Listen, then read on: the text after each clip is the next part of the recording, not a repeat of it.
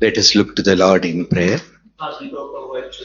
Our gracious, loving and living Heavenly Father, we thank the Lord for this precious and the wonderful time that you have granted every one of us to come around thine feet. And also, Lord, we thank thee and we praise thee for the beautiful songs we could sing and also speaking to us through the words of the songs, Lord. And Lord, lifting up our spirit unto thee, Lord. Heavenly Father, this morning as we have come before the throne of thine grace, as we meditate upon the word of God, prepare our heart to worship thee in spirit and in truth. And Lord, reveal thyself to us through thine word. I commit myself into thine divine care and all my shortcomings and failures and my nothingness, Lord. Once again, Lord, I cry unto thee, me standing in thine presence, and the words of my mouth and the meditation of my heart be acceptable unto thee. I ask this in the name of my Lord and Savior Jesus Christ. Amen.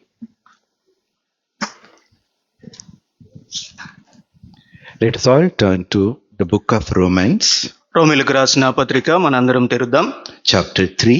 3వ అధ్యాయము And verse 23 we read all together. మనందరము 23వ వచనము కలిసి చదువుకుందాం.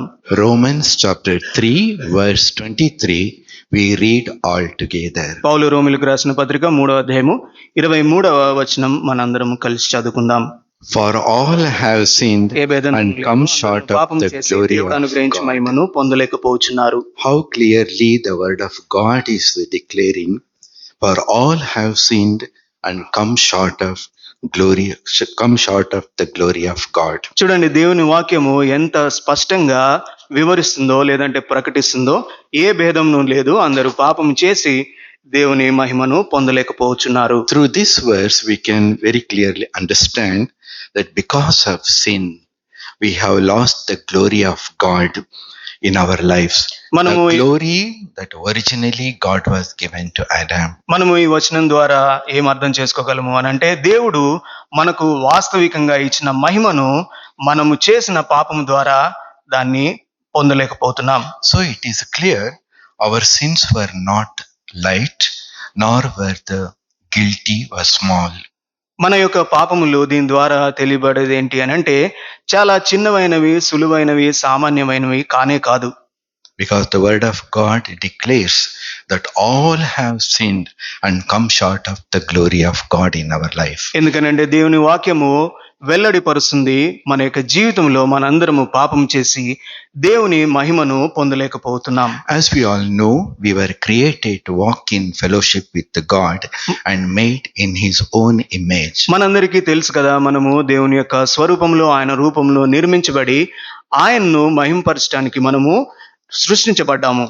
But sin that broke that communion and fellowship with God. దేవునితో నడిచే యొక్క భాగ్యాన్ని ఈ యొక్క పాపము విచ్ఛిన్నం చేసింది. Because of Adam's disobedience in the Garden of Eden, the sin entered the world, bringing death, sorrow, pain and separation from the eternal God. ఆదాము చేసిన పాపం వలన లేదనంటే అవిధేయత వలన పాపము లోకంలోనికి ప్రవేశించి నిత్యమైన నాశనానికి మానవులందరినీ తీసుకుని వెళ్ళింది. Man had the will and the strength to commit sin, but he did not have strength to save himself or raise up from his fall. మానవుడు చేసిన ఈ పతనము లేదంటే పాపం నుంచి తనంతట తొనగా లేవడానికి లేకుండా మానవుడు చాలా దిగజారిపోయాడు. We became debtors with nothing to pay as ransom. మనము ఆ యొక్క రుణాన్ని పాపపు రుణాన్ని కలిగి ఉన్నాం కాబట్టి దానికి విరుగుడుగా లేదనంటే పర్యవసానంగా మనం ఏమీ చెల్లించలేము. From the beginning the scripture shows very clearly the man's helplessness condition to save himself from the sin. మనము లేఖనాల్లో ప్రారంభం నుంచి చూస్తాము, మానవుని యొక్క నిస్సహాయత, తన పాపం నుంచి ఏ విధంగా విమోచించబడాలో ఆయనకు తెలియని పరిస్థితిని మనం చూస్తాం. It was impossible for man to remove his sin with his own effort. కాబట్టి మానవుడు తన స్వంత ప్రయత్నంగా తన యొక్క పాపాన్ని తీయడానికి సాధ్యపడని పరిస్థితి ఏర్పడింది. We see in the book of Genesis, when Adam sinned against God, he tried to cover himself with the fig leaves. మనము ఆదికాండంలో ఎప్పుడైతే ఆదాము పాపం చేశాడో తన యొక్క పాపాన్ని కప్పుకోవడానికి ఆ యొక్క అంజూరపు చెట్ల ఆకులను కప్పుకున్నాడు. That speaks of human effort and self-righteousness, which could not remove the guilt in him. అది ఏం తెలియజేస్తుంది అనంటే మానవుని యొక్క స్వనీతి లేదనంటే పాపాన్ని తొలగించుకునే యొక్క ప్రయత్నము అది తన యొక్క నిందను లేదంటే పాపాన్ని అపరాధాన్ని తొలగించలేదు. So God had to cover them with the coats of skin that we see in Genesis chapter 3 verse 21. కాబట్టి one of you can read please, Genesis chapter 3 verse 21. We see there God clothed them with the coats of skin.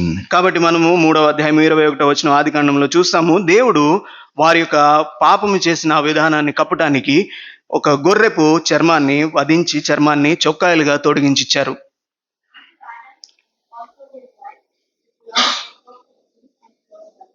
So he covered them with the coats of skin.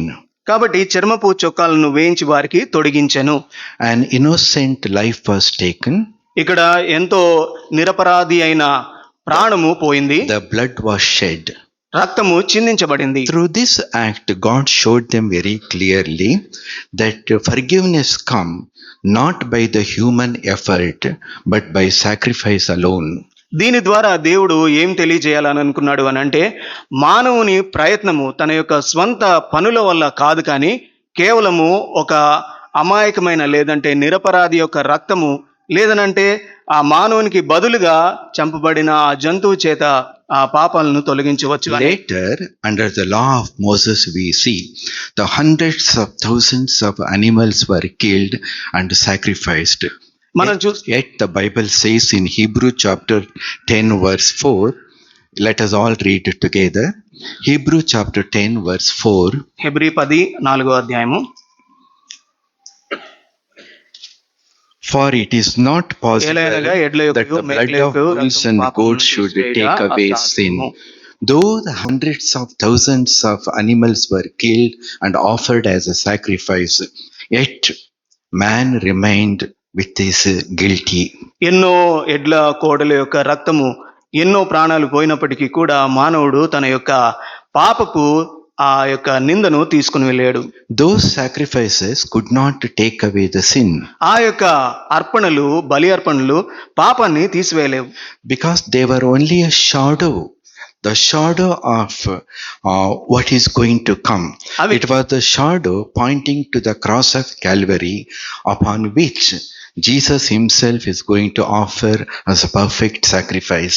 ఈ యొక్క బలి అర్పణలన్నీ కూడా కేవలం ఛాయ మాత్రంగానే ఉన్నాయి. ఆ ఛాయ దేనికి స్వరూపము అని అంటే రాబో కాలంలో యేసుక్రీస్తు ప్రభువారు బలి అర్పణ అవ్వాల్సిన విధానం గురించి. Year after year the offerings were made, yet man remained with a guilty conscience. ప్రతి సంవత్సరము ఈ యొక్క అర్పణలు అర్పించబడినప్పటికీ కూడా మానవుని యొక్క ఆ హృదయము ఎంతో అపరాధంతో నిండిపోయి ఉంది. Every sacrifice they offered declared one truth: the price of sin is greater than man can pay. ప్రతి అర్పణ ఏం తెలియజేస్తుంది అని అంటే మానవుడు చెల్లించలేని అంత గొప్ప పాపానికి పరిహారాన్ని ఆ బలి అర్పణలన్నీ చూపిస్తున్నాయి. When man was in such condition, God himself responded with loving kindness. ఈ యొక్క పాపపు స్థితిలో ఉన్నప్పుడు మానవుని పట్ల దేవుడు తాను ఎంతగానో ప్రేమతో ప్రతిస్పందించాడు. And he came down to this earth. ఆయన ఈ లోకానికి వచ్చాడు to save us from the eternal condemnation. మన యొక్క నిత్యమైన శిక్ష నుండి విడిపించడానికి. When man could not reach God because of sin, God himself came down to reach him. మానవుడు తన పాపంతోటి దేవునికి చేరువలో అవ్వలేడు కాబట్టి దేవుడే మానవుని దగ్గరకు వచ్చాడు. Word of God says in John chapter 3:16, for God so loved the world that he gave his only begotten son, that whosoever believe in him should not perish but have everlasting life. దేవుని యొక్క వాక్యం చెప్తుంది యోహాను సువార్త 3వ అధ్యాయం 16వ వచనము, దేవుడు లోకమును ఎంతో ప్రేమించును కాగా ఆయన తన అద్వితీయ కుమారునిగా పుట్టిన వాని యందు విశ్వాసం ఉంచి ప్రతి వాడును నశింపక నిత్య జీవం పొందినట్లు ఆయన్ను అనుగ్రహించెను. He did not send an angel or a prophet to die. ఆయన ఒక దేవదూతను గాని లేదంటే ప్రవక్తను గాని చనిపోవడానికి పంపించలేదు. But he sent his only begotten son. ఆయన తన యొక్క స్వంత కుమారుణ్ణి లోకానికి పంపించాడు. Can you imagine the creator of heaven and earth entered into his own creation? మీరు ఊహించగలరా? ఈ యొక్క సర్వ సృష్టిని సృష్టించిన ఆ సృష్టికర్త ఈ సృష్టిలోనికి ప్రవేశించాడు. Not as a judge or the king, but as with humility and with the kindness, he came into this world to take our place on the cross of Calvary. ఆయన ఏదో న్యాయాధిపతిగా గాని రాజుగా గాని ఈ లోకానికి రాలేదు, కానీ మన యొక్క పాపమును తీసివేయటానికి ఎంతో దీనుడుగా ఎంతో నమ్రత కలిగిన వ్యక్తిగా ఈ లోకానికి వచ్చాడు. Can you imagine the Holy One walked among the sinners to save us from the eternal condemnation? చూడండి, పాపులైన మనల్ని నిత్యమైన శిక్ష నుండి రక్షించడానికి ఒక సృష్టికర్త ఈ లోకానికి ఈ భూమి మీద నడవడం మనం అసలు ఊహించగలమా? 2 Corinthians chapter 8 verse 9. Let us read all together. 2 కొరింథీయులు 8వ అధ్యాయము 9వ వచనం మనం అందరం కలిసి చదువుకుందాం. 2 Corinthians chapter 8 verse 9. 2 కొరింథీయులు 8వ అధ్యాయము 9వ వచనం అందరం కలిసి చదువుకుందాం. He who was మీరు rich మన ప్రభువైన became poor, యేసుక్రీస్తు that కృపను we through his ఎరుగుదురు గదా. poverty ఆయన might be ధనవంతుడై made ఉండియు rich. మీరు తన దారిద్ర్యం వలన ధనవంతులు కావాలనని మీ నిమిత్తము దరిద్రుడాయను. What a wonderful God we have. చూడండి, మనం ఎంత గొప్ప దేవుణ్ణి కలిగి ఉన్నాం. Creator of the heaven and earth. భూమి ఆకాశమును సృజించిన సృష్టికర్త. The rich one. ఆయన ఎంతో ధనవంతుడు. He became poor. ఆయన దరిద్రుడయ్యాడు. He came into this world with the meek and humility. ఆయన With the meekness and this humility. ఆయన ఎంతో వినయము వినమ్రతతోటి ఈ లోకానికి వచ్చాడు. He became poor so that we may become rich in him. ఆయన ఎంతో బీదవాడయ్యాడు. ఎందుకు అనంటే మనము ఆయనలో ధనవంతులు అవడానికి. And we see on the cross of Calvary, he bore the weight of a human sin. చూడండి, మనం ఆ యొక్క కలువరి శిలువలో యేసుక్రీస్తును చూసినప్పుడు ఆ శిలువలో మన పాపాన్ని అంతటిని ఆయన భారంగా మోసాడు. Isaiah says in 53 verse 5. Can we all read please? Isaiah 53 verse 5. యెషయా గ్రంథము 53వ అధ్యాయము 5వ వచనం మనం అందరం కలిసి చదువుకుందాం. He was wounded for our transgression, బట్టి అతడు గాయపరచబడెను, మన దోషములను బట్టి నలుగగొట్టబడెను, మన సమాధానార్థమైన శిక్ష అతని మీద పడెను, అతడు పొందిన దెబ్బల చేత మనకు స్వస్థత కలుగుచున్నది. He was wounded for our transgression and he was bruised for our iniquities. మన అతిక్రమములను బట్టి అతడు గాయపరచబడెను, మన దోషములను బట్టి నలుగగొట్టబడెను. Every lash he received and every nail and the thorn that pierced his body declared one thing, declared the seriousness of our sin. ఆయన పైన పడిన ప్రతి దెబ్బ, ఆయనకు గుచ్చబడిన ప్రతి మేకు తన యొక్క శరీరంలో, ఇదంతా కూడా మన యొక్క పాపం గురించి.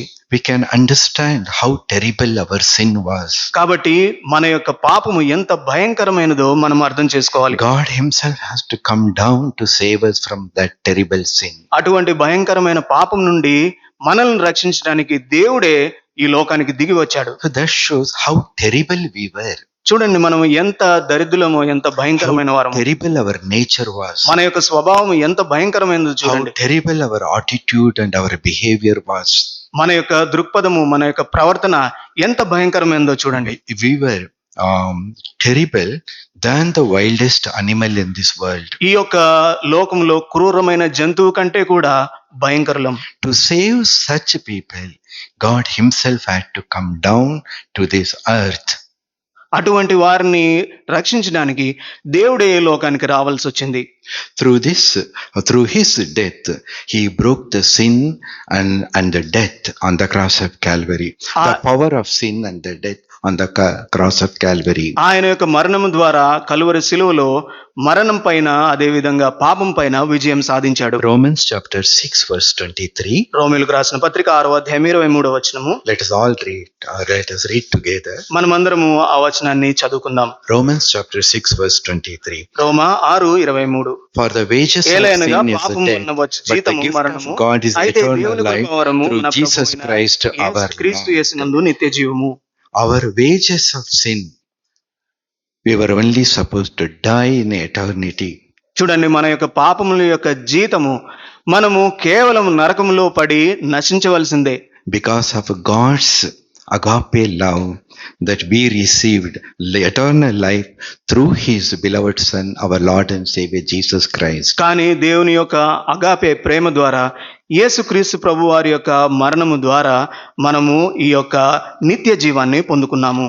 Now, if you come to Genesis chapter 22, we see there God asking Abraham to offer his son Isaac. ఇక్కడ మనము ఆదికాండం 22వ అధ్యాయంలోకి వచ్చినప్పుడు దేవుడు అబ్రహామును తన కుమారుడైన ఇస్సాకును అర్పించాలని కోరుకున్నాడు. And we see there Abraham walked in obedience. మనం ఇక్కడ చూసినట్లయితే అబ్రహాము ఎంతో విధేయతగా దేవుని పట్ల నడుచుకున్నాడు.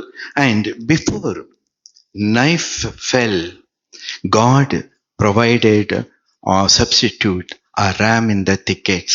అతని యొక్క శరీరం పైన కత్తి దూయక మునుపు, కత్తితోటి దాడి చేయక మునుపు, బలి ఇవ్వక మునుపు అక్కడ దేవుడు ఆపి ఒక గొర్రెను అక్కడ ఒక పొట్టేలును పొదలో ఉంచి బలిగా ఇవ్వడానికి ఉంచాడు. And we see there Abraham called that place Jehovah Jireh, the Lord will provide. అక్కడ అబ్రహాము యెహోవా ఈరే అని పెట్టాడు. ఎందుకనంటే దేవుడే చూచుకునేవాడు. Now, if we can symbolize that knife as God's wrath and judgment against our own sin, it was supposed to fall on us.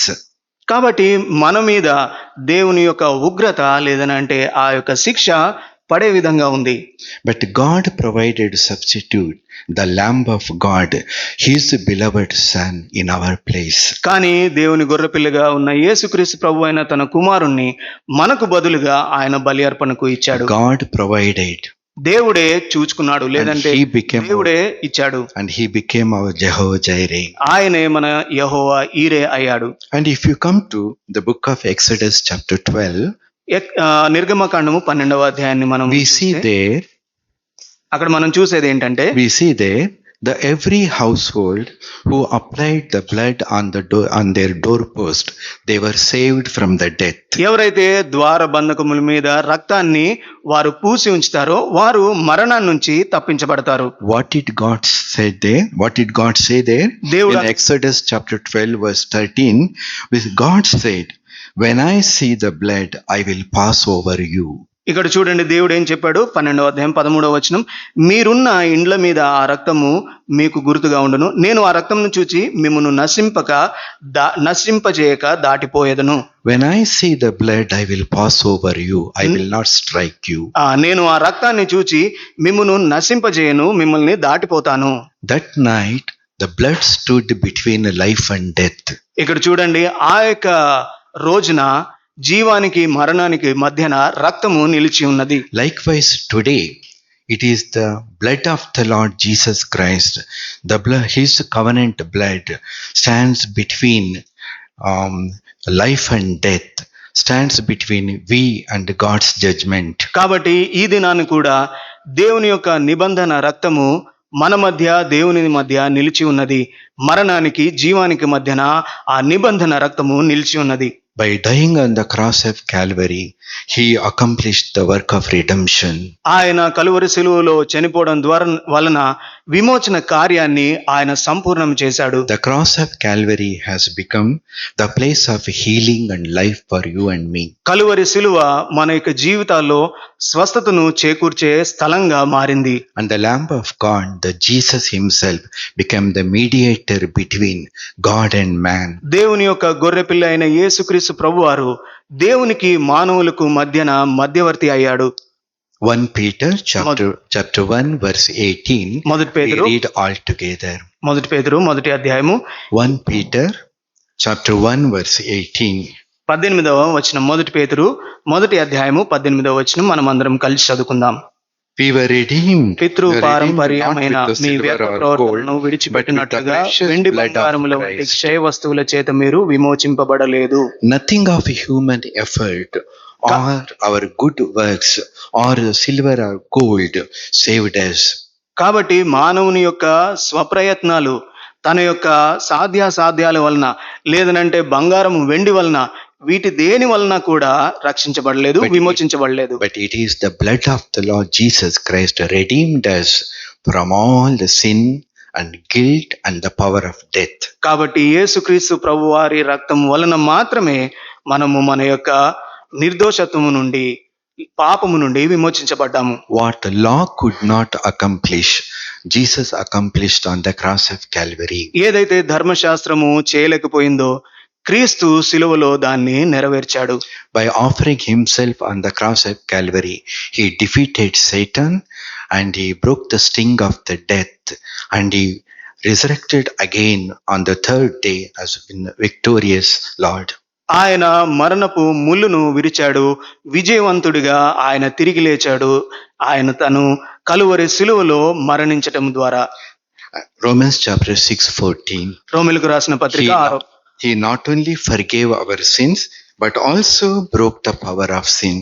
Romans chapter 6:14. One of you can read, please. రోమిలకు రాసిన పత్రిక 6వ అధ్యాయము 14వ వచనము. Yes, what the law could not accomplish, Jesus accomplished, and he delivered us from the bondage and this bondage of sin and death. Romans chapter 8 verse 15. మనము చూస్తే ధర్మశాస్త్రము చేయింది ఆయన చేశాడు. Romans chapter 8 verse 15. Bondage again to fear, but ye have received the spirit of Adoption, yes. When he cried, Abba, Father. Yes, and also he conquered death and rose again victoriously. We see 1 Corinthians chapter 15 verse 55 to 57 we see. ఆయన మరణాన్ని జయించి తిరిగి 3వ దినాన లేచాడు. No need to read because of the time limit. So now we see our Jesus Christ, our Lord, lives forever, so we also live with him in eternally. మనం ఏం చూస్తాము అని అంటే మన యొక్క ప్రభువు ఆయన తిరిగి లేచి నిత్యము జీవించేవాడుగా ఉన్నాడు. కాబట్టి మనం కూడా నిత్య జీవం కలవారము. This morning we have come together to worship him and glorify him. కాబట్టి మనము ఈ యొక్క ఉదయకాల సమయంలో ఆయన్ను ఆరాధించడానికి, మహింపరచడానికి చేరి వచ్చాం. What is our response and how is our response to him? మనము మన యొక్క ప్రతిస్పందన ఏ విధంగా ఉంది ఆయన చేసిన ఈ కార్యాలకు?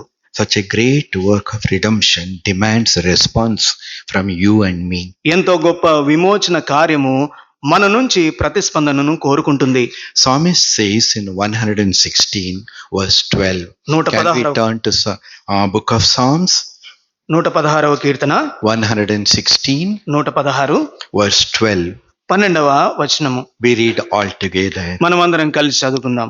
What shall I Jehovah render నాకు unto the చేసిన Lord for all ఉపకారములన్నిటికీ his benefits toward me? నేనేం ఆయన What shall I render unto the Lord for all his benefits towards me? యెహోవా నాకు చేసిన ఉపకారములన్నిటికీ నేను ఆయనకేమి చెల్లించదును. Let us see what he says in verse 12, verse 13. 13వ వచనంలో ఆయన ఏం చెప్తున్నాడో చూద్దాం. Let us read all together. ఆ వచనాన్ని చదువుకుందాం. I take up the రక్షణ cup of పాత్రను చేతిపుచ్చుకొని salvation and call Jehovah upon the నామమున name ప్రార్థన of the చేసెదను. Lord. Verse 14. 14వ వచనం. I will pay my యెహోవాకు vows నా unto the మొక్కుబడులు Lord చెల్లించెదను. now in the ఆయన presence of ప్రజలందరి all ఎదుటనే his చెల్లించెదను. people. Where he says, where he has to offer his vows. ఆయన యొక్క మొక్కుబడులను ఎక్కడ చెల్లిస్తానని చెప్తున్నాడు కీర్తనకారుడు? Not at home or in the tent or in the palace, but in the place where the God's people are gathered. ఆయన ఇంట్లో గాని, గుడారంలో గాని, రాజభవనంలో కాదు, కానీ ఎక్కడైతే ఆయన ప్రజలు కూడుకుంటారో వారి మధ్య అని చెప్తున్నాడు. In the very presence of the God's people. దేవుని యొక్క ప్రజలు మధ్య ఉన్న చోట, God's assembly. దేవుని యొక్క సమూహము ఉన్న చోట, There we need to offer our vows. అక్కడ మన యొక్క మొక్కుబడులను, మన యొక్క ఆరాధనను చెల్లించాలి. There we need to bring the sacrifice of our praise and worship to him, remembering all that he has done in our life. మన ఆరాధన, మహిమ, స్తుతి, వీ యొక్క బలులను, అర్పణలను మనము ఆయన సన్నిధికి తెచ్చి చెల్లించాలి. Many times we use great words in our worship. మన యొక్క ఆరాధనలో కొన్నిసార్లు గొప్ప గొప్ప మాటలు చెప్తాం. But we need to understand the worship is not measured by the volume of words that we use. కాబట్టి మనం ఇక్కడ అర్థం చేసుకోవాల్సింది ఏంటి అని అంటే, ఆరాధన అనేది మనము చెప్పే కొన్ని పదాల వలన లేదనంటే మన యొక్క పదజాలాల వలన మంచి మాటల వలన కలిగేది అంటే అది చేసేది కాదు. but with a grateful heart that understand the price that was paid to save you and me. కృతజ్ఞత కలిగిన హృదయంతోటి దేవుడు నా పట్ల ఏమి చేశాడు, తన యొక్క త్యాగాన్ని, తన యొక్క మంచి పనులను మనము మననం చేసుకొని చేసేది. This morning, God has given one more opportunity for us to come together and to worship Him and glorify Him. కాబట్టి దేవుడు ఈ ఉదయకాల సమయంలో మనకు మరి ఒక మంచి అవకాశాన్ని ఇచ్చాడు ఆయన్ను ఆరాధించడానికి, Due to స్తుతించడానికి. time limit, everyone may not be able to worship Him with words, మనకు కొంత సమయం ఉంటుంది కాబట్టి అందరూ కూడా వ్యక్తిగతంగా ఆరాధించలేరు. but one thing everyone can do. కానీ ఒక్క విషయము అందరూ చేయవచ్చు. We can whisper and tell the Lord, what I could not do to save my own self from my sin and the eternal judgment, you have accomplished on the cross of Calvary. కా- I thank you and I praise you, Lord. మన యొక్క మనసులోనే ఈ విషయాలను చెప్పుకోవచ్చు ఆరాధన సమయంలో. ప్రభువా, నా యొక్క పాపం నుంచి నేను విడుదల పొందటానికి ఏదైతే చేయలేదో నీవు పరలోకం నుండి వచ్చి నా కొరకు చేసిన దాన్ని బట్టి నీకు వందనాలు. May God help us. దేవుడు మనకు సహాయం చేయను గాక.